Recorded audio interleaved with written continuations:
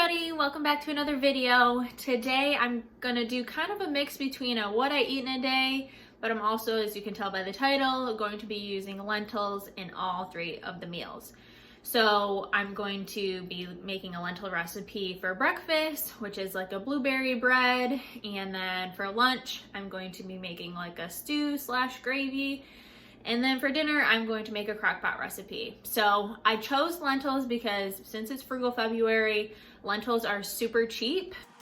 You can easily get a bag of lentils for $1, and a bag is usually about a pound. So a pound of protein for $1 or less is a really great deal. It's super cheap and affordable, but also you can make a bunch of different things with them. So that's why I'm doing this video, to show you that you can eat obviously pretty cheaply and have a bunch of variety when you're doing so.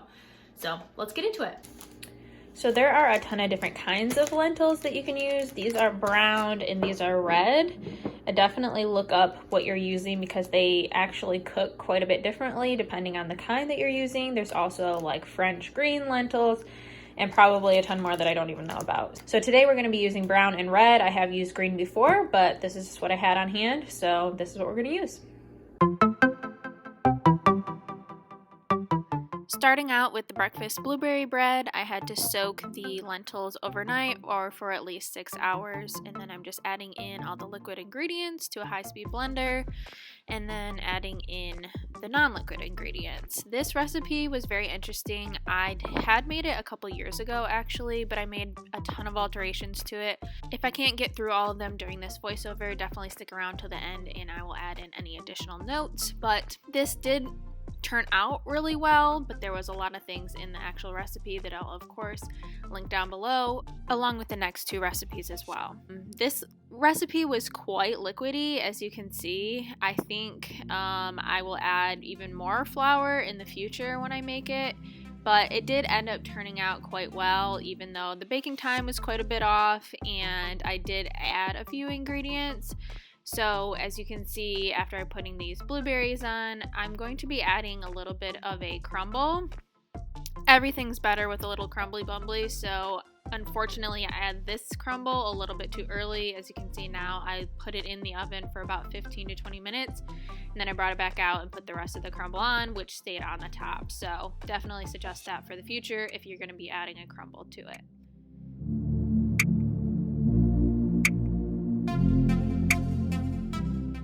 This is the final product. It did taste very good. It is quite dense, so I cut it into pretty small squares and it is good to go for breakfast.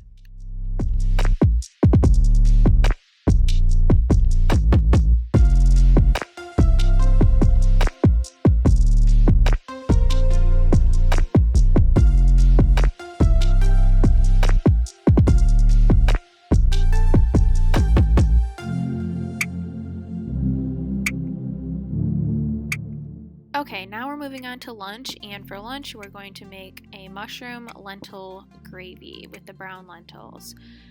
You can choose whatever starch you want to put the gravy on. I chose to make some biscuits, and I also fried up some potatoes, but you can do rice or any other type of bread, whatever you want to do here. So this was a really simple recipe, but it was also really nice. This is actually the first time that I've made this recipe and it turned out great.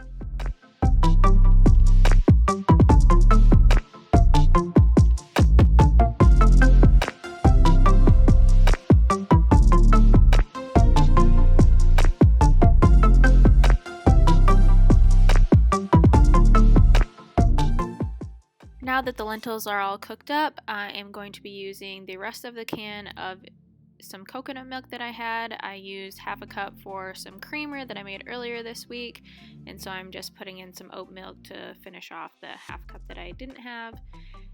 You can kind of play around with this. I definitely use some coconut milk, but having a full can isn't probably necessary. Anyways, this thickened it up quite a bit. Cook it up a little bit longer and makes it a really nice little gravy here, and then I'm plating it up with the biscuits that I made as well as the potatoes.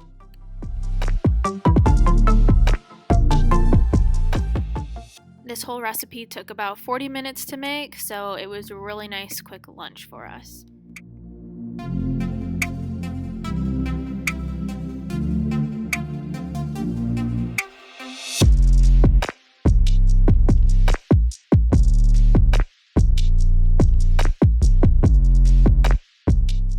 Moving on to one of my favorite kitchen appliances, the crock pot. So in this recipe, it is a lasagna noodle soup. So it's a pretty unique recipe, which is why I like it, but it also doesn't have too many ingredients in it.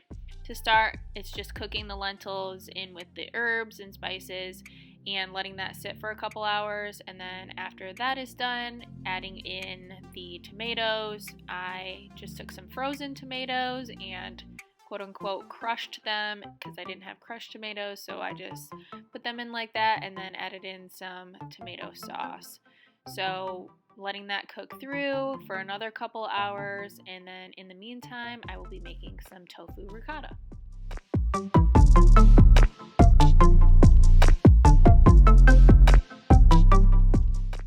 This is not the tofu ricotta recipe that comes with the lasagna noodle recipe. I just kind of threw some things together, some spices, nutritional yeast, onion salt, sea salt, all the Italian herbs that I could, and just threw it together. It turned out pretty great.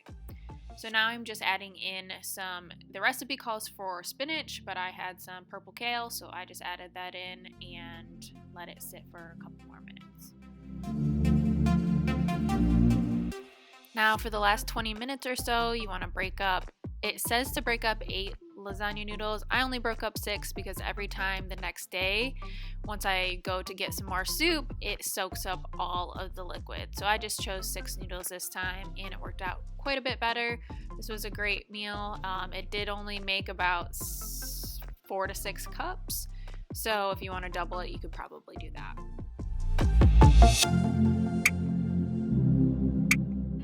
Okay, so that's all my lentil recipes. My favorite definitely has to be the mushroom gravy, just because it's the first time I made it and it turned out really well. It's super versatile, you can throw it on anything, and it was probably the quickest recipe, so that was great.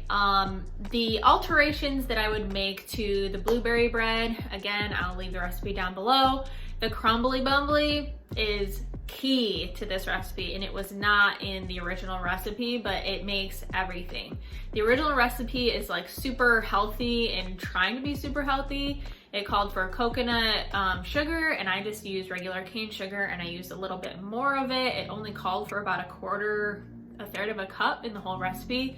Same with the flour. It called for coconut flour. I just used all-purpose flour, and it only called for a third of a cup. I used closer to a half a cup, but I think you can get away with using about 3/4 of a cup. The recipe said that it went in for 350 for 25 to 30 minutes. Mine was still very liquid in the middle. It probably took closer to an hour, so I would account for 45 to 50 minutes. But if you're using a little bit more flour, it could cook a lot quicker. So just something to think about. It is definitely a bread, not necessarily a cake. So add in a little bit more sweetener, add in a few more blueberries, and definitely do the crumbly top. As far as the other recipes go, I pretty much followed them as is. Any slight alterations that I made, I will put them next to the recipe link down below. Thanks so much for watching today. I hope you liked this video. Please leave me a comment down below if you did, and let me know which recipe was your favorite. Leave me a thumbs up and subscribe if you haven't already, and I'll see you in the next one. Bye guys!